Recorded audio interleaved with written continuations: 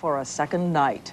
Desperate Muslims have refused to allow it to leave because they are afraid of renewed attacks by their enemies, the Croats.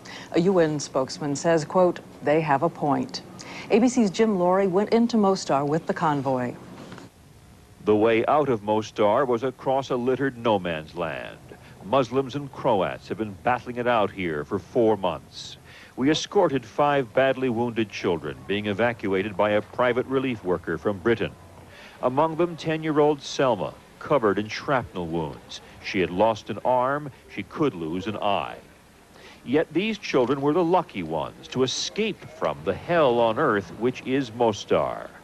Trapped behind about 30,000 people, and trapped with them too the UN relief convoy which Wednesday wound its way through tough terrain to bring in the first food and medicine for months. The convoy blockaded by a desperate people and a Muslim army which is losing the war on all fronts. Several Muslim soldiers began erecting barricades just behind me using buses, and then the people turned out. The demands: unless the UN could help guarantee the security of Mostar, the UN convoy would be held hostage.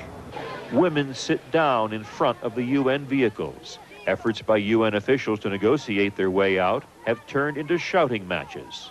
The crowds make impossible demands. The UN must take up guns and fight for us, some told me.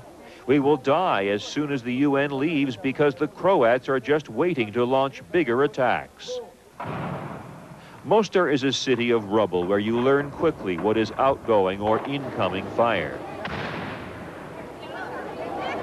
A place with no electricity, where collecting water puts you in the sights of snipers, where thousands sleep in crowded basement shelters because they've lost their homes. It's a place of constant agony, where for every wounded child evacuated, another replaces him. 3-year-old Almira and 5-year-old Damir eating breakfast when a tank round blew apart their kitchen. Fear, anger, and despair, born of the sight of wounded children, that has pushed people here to blockade an aid convoy, to see the UN as their last chance for survival. Jim Laurie, ABC News in Mostar.